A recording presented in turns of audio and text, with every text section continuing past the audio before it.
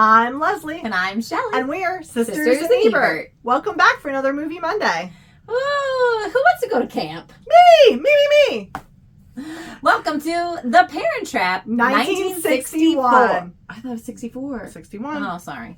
I didn't have notes. Somebody's prepared. Oh, shit.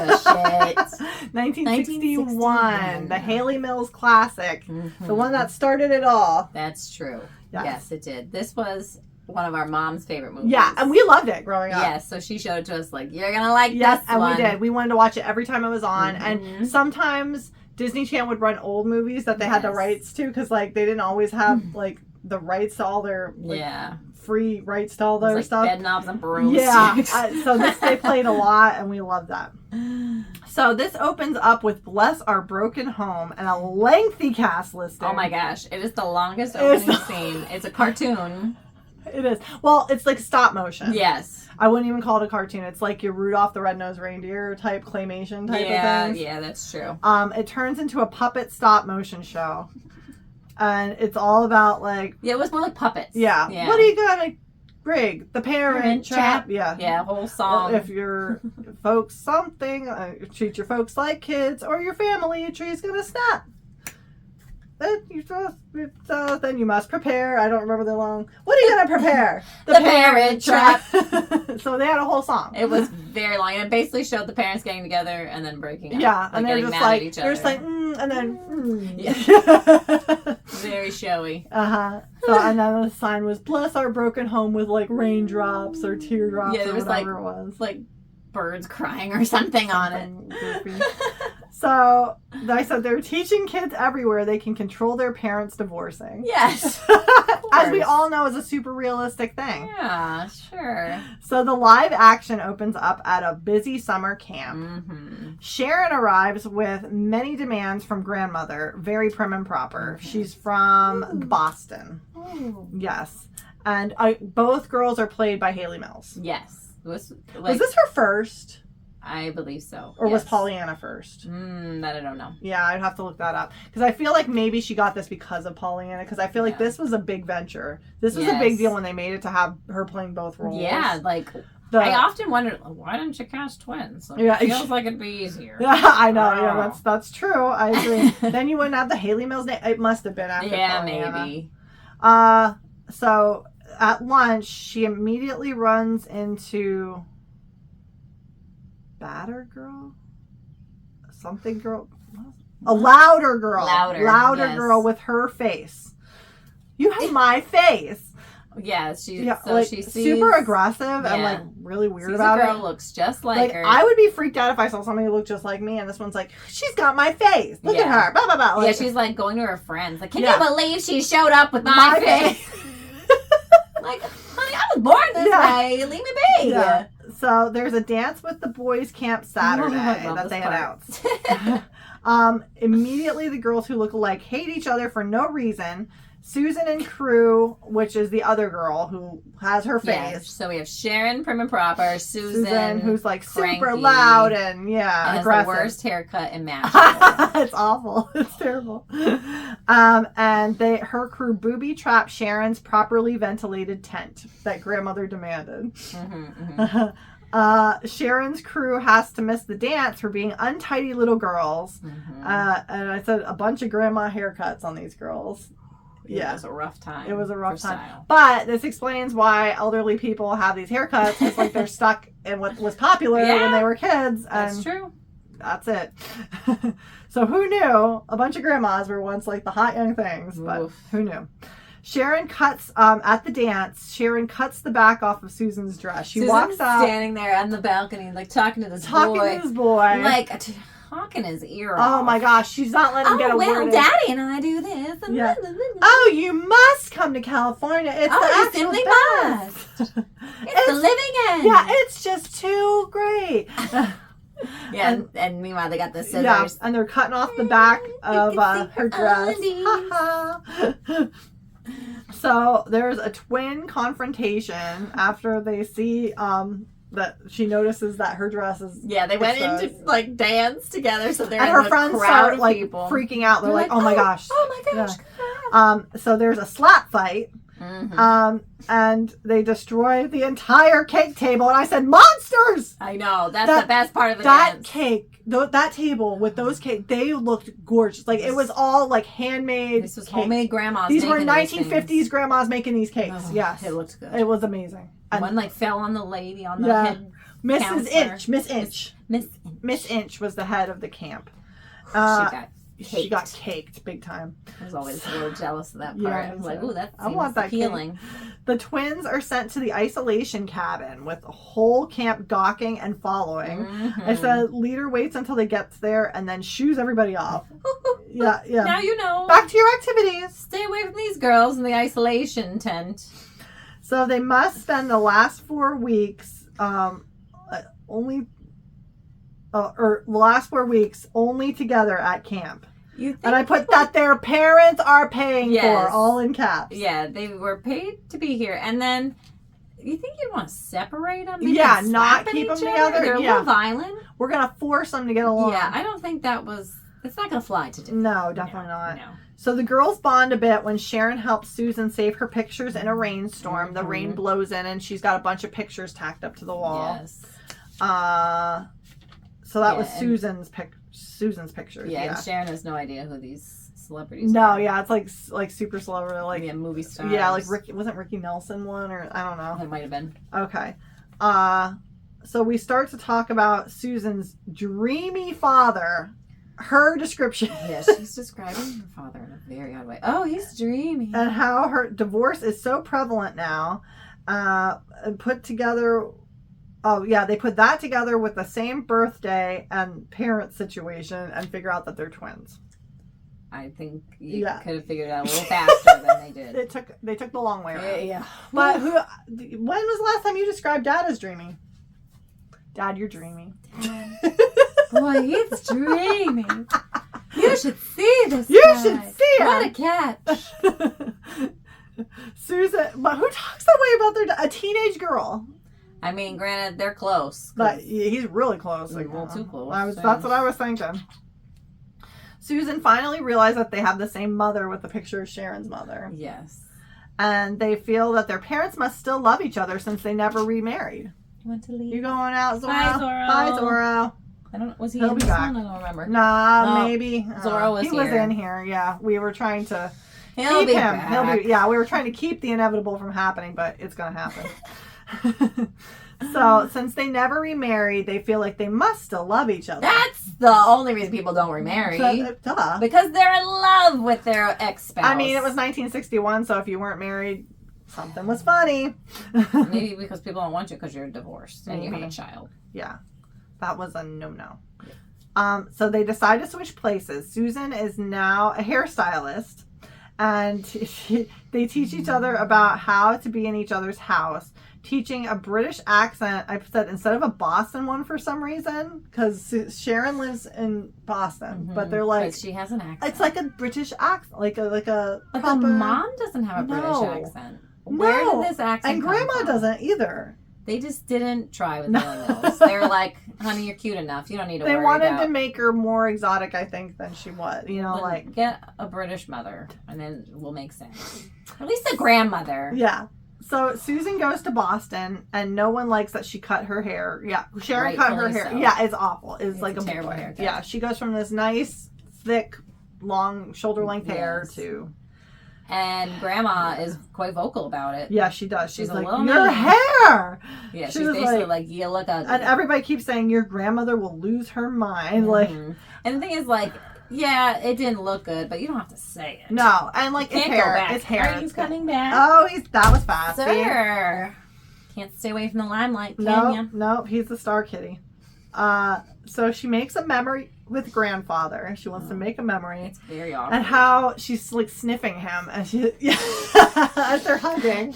And she'll always remember that he smelled of peppermint and pipe tobacco. And he says, well, the peppermint's for his indigestion and the pipe tobacco is to make her grandmother mad. I like grandfather. Yes, he's the only chill one in the house, it seems. Super chill. Everybody else is like these high-strung clucking hens.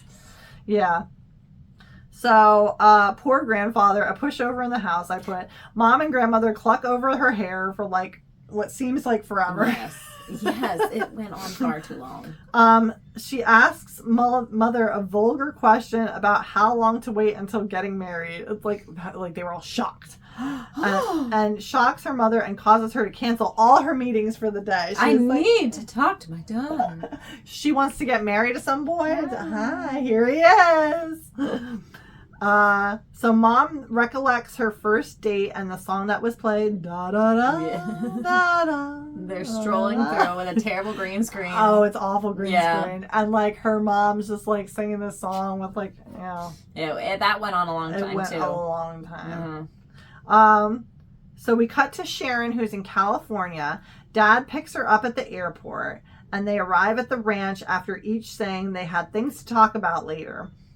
The dog is scared of Susan, and Verbena. I thought it was Bettina at first, and I finally saw it on the credits. No, not the credits. The closed captioning. Oh, I was like Verbena. So Verbena knows something's off. She just she's there. Never mind. Their housekeeper. Yeah, she's very in their business. Right away, and it said it takes a woman to notice. And Sharon sees a young woman with her father, and Verbena insinuates that she's only interested in her dad for his money.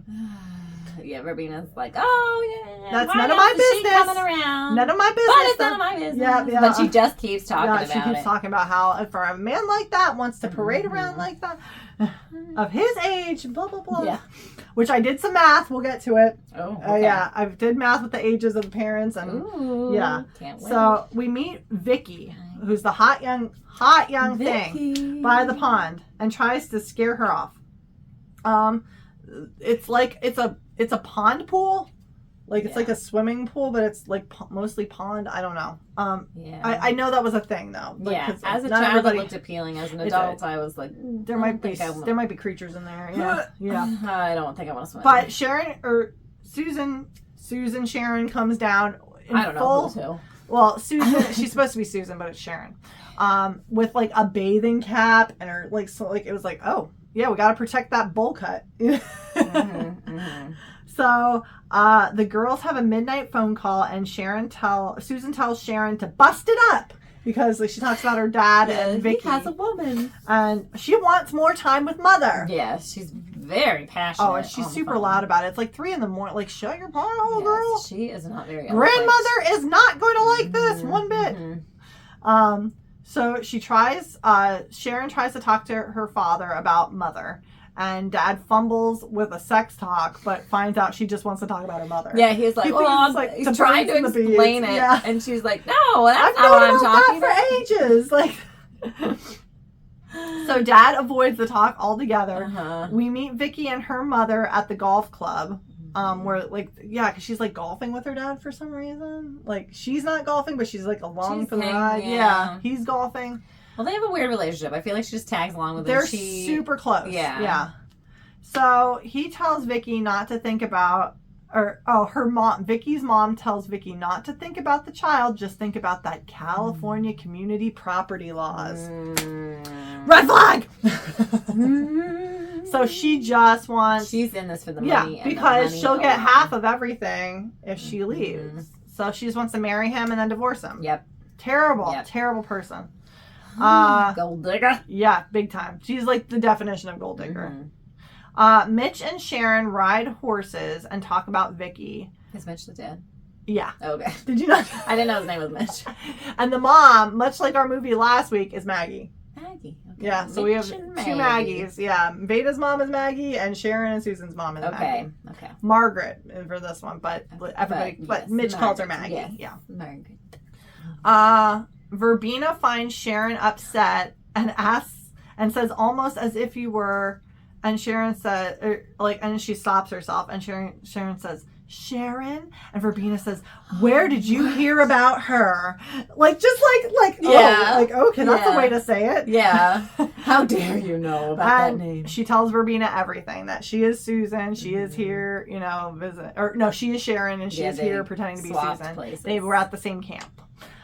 Mitch tells Sharon he wants to marry Vicky because first Sharon or Susan Sharon mistook like what Mitch was saying, that he wanted to adopt Vicky. And Sharon throws a fit as Vicky goes to talk to Susan. Sharon calls out Vicky for wanting money, and she's right, but Vicky plays dumb. She's like, oh, never. Yeah. Susan gets a telegram from Sharon in California and tells her to call at 3 a.m. in front of all Boston adults. Like, Alexander Graham, 3 a.m. What a cryptic message. How strange. We could never decipher this. So, grandfather is awake for the phone call. He's onto her, and he eavesdrops. And Grandpa calls her out for being Susan right away and urges Susan to tell everyone at breakfast the next day. So the next day, like, she's like hemming and hawing, and Grandpa just keeps like giving her the eyes and nudging her, and she finally just blurts it out. And surprised that mother wants her to. I just didn't know if you'd want me to. Of course, I just will kick one of my kids to the side. Well, she did. She did. But terrible arrangement. Yeah, it's awful. Let's just pretend the other one never existed, and we'll only ever have one of our two children. Yeah. Okay. Which one would you send away? Let's see. Let's choose a favorite. Well, then there'd be a bad one day. Can we switch back? Yeah. I think I got the one. Yeah, I got the wrong one. So, grandfather was. I said grandfather was never so handsome as when he put his foot down and kept grandmother in the other room, because she's like, shush it. Yeah, he finally puts his foot down because grandmother is like fussing and trying to go after Maggie, or trying to go into Maggie. And like see what's going on. And he's like, let him have a minute. Yeah, this is her daughter. She hasn't seen her in 12 years or something like that. Yes. Yeah. Okay. So I lost my spot. Okay. Kept grandmother in the other room. Margaret is willing to rethink the custody arrangement, but she doesn't know what to do since one lives in California and one lives in Boston. Yeah, they really did not plan this well. You could have stayed in the same state at least. That would be usually you have to. Usually you don't have a choice. Not in the 60s. Nope, it was anything goes. Grandfather makes Margaret subtly insecure to guilt her into a makeover first. Which she was gorgeous. Oh my gosh, yeah, she was so put together. And she had this updo hair, and class, who's the girl? Scarlett O'Hara and Gone with the Wind. Is it Scarlett O'Hara? Yes. Scarlett something in Gone with the Wind. Yes. That's what her hair kind of reminded me. I mean, not the curls, not the ring, but the swept up. Yes. Yeah, it was very old Hollywood. Looked great. But grandfather's it's not modern, it's not hip. He's not gonna want you like that. Yeah, you look like an old shoe, So somehow finds the time to stop in New York City for a few days before connecting to California, Maggie. Even though she was on an emergency flight. We're on a time crunch here. They were on an emergency flight, and she's like, you know what? Let's stop in New York for a few days. Just a few days. A few days. So she can go shopping and get her hair done. Because in Boston, they don't have any stores or hair salons. No. So the girls and Margaret reconnect in California and tell Margaret about the wedding that's scheduled for Saturday. These people and their quick marriages, I tell you. Because he sends her away to camp for 6 weeks, and she comes back and Dad's got a girlfriend and they're getting married, and it's now. Mitch is upset that Sharon is not talking to him for a few days, and Reverend Mosby, Vicky, and her mother arrive. So this is the guy who's going to marry them on Saturday. Mitch and Margaret have a near miss in Jack and Jill bathroom. Yeah. He doesn't know she's there. Yeah, Maggie's in Mitch's. Yeah, he doesn't even know she's arrived yet. Maggie in Mitch's bathrobe goes to spy on Vicky with the girls, and it's very odd. Because she had just freshened up in the shower. Mitch, finally spots Maggie and is as subtle as Nina Banks at the Mackenzies in giving it away. I put, when George is in the pool, he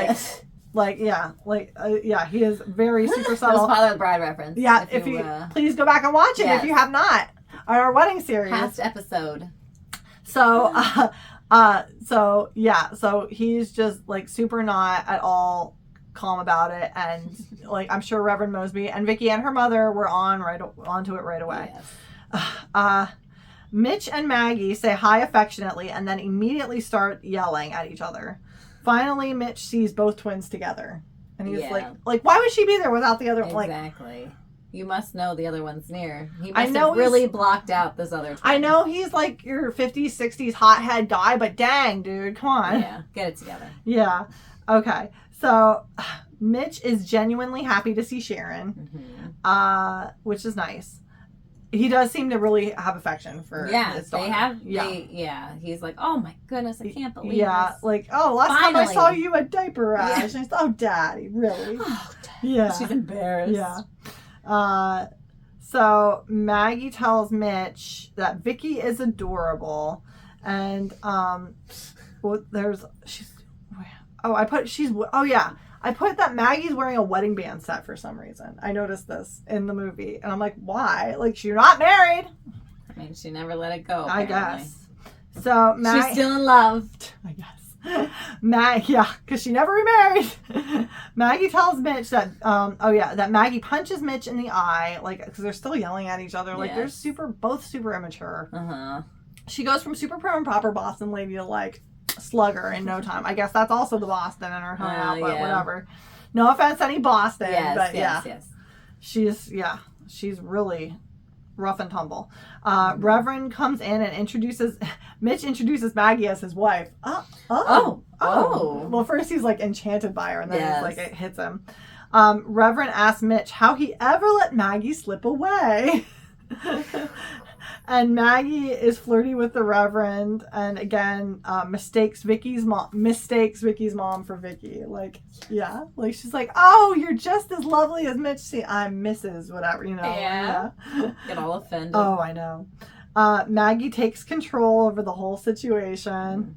Reverend tells Vicky and her mother, such a shame Mitch ever let Maggie slip away as they were driving away. Like, the Reverend loves her.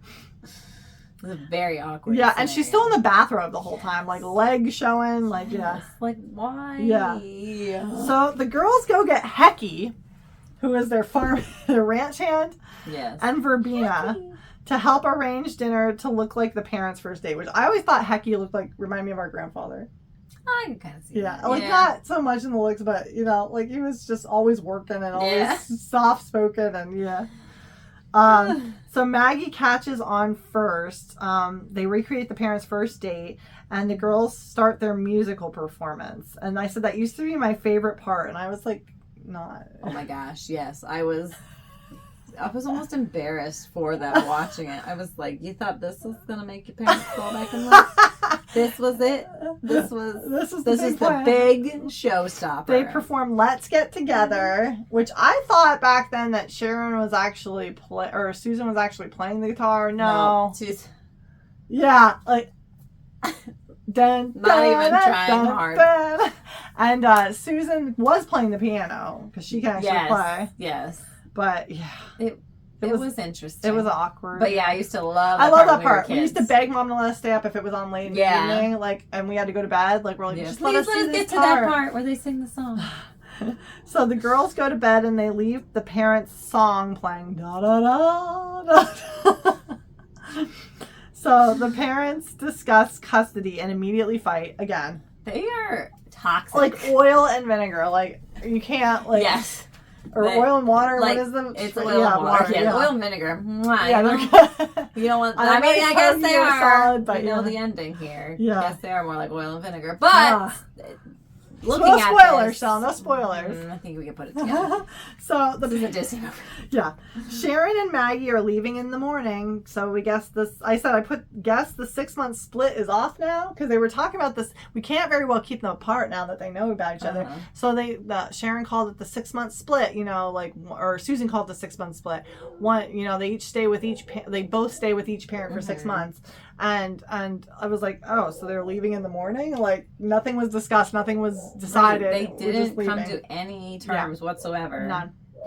So the girls dress the same the next morning, and the parents can't tell them apart and demand a camping trip together. Maggie tricks Vicky into coming to Hecky's dismay and gets Vicky a new outfit, some of Mitch's old clothes. The twins are upset that, Maggie has Vicky coming along because it was just supposed to be the four of them. Like, this was how we were going to get you back together. I guess Hecky. And Hecky in the wings. Doing the manual labor. Maggie doesn't go at the last minute, though. She's like, well, it wouldn't be very proper for the ex-wife to be in the next tent. Right. So Vicky's not used to hiking, but Sharon and Maggie would be used to it, I put, because, in Boston, the hills of Boston. The hills of Boston. Got them training for this. The girls trick Vicky with a tree lizard on her water jug, and they fake trick to keep mountain lions away. They're banging sticks together, and say that an old Indian scout told them that's how you keep the mountain lions away. Away. So Vicky's terrified. So Vicky can hear it, and she's like, "Oh, I better do this too," because she overhears them. They're talking super loud, like they're doing it on purpose. They make Vicky think that the lake is more shallow by standing on the shoulders of the other twin.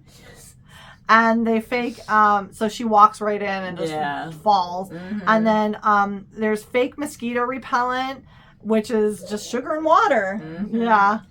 And finally, they put honey on her feet to attract bears and booby trapped her tent, much like Sharon did Susan did at camp.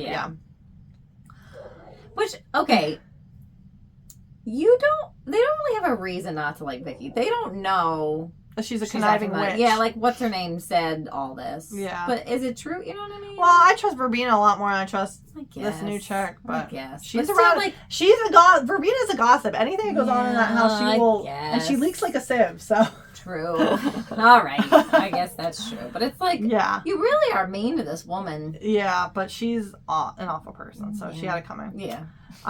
Vicky slapped the twin after throwing a fit and takes off. Everyone comes home early.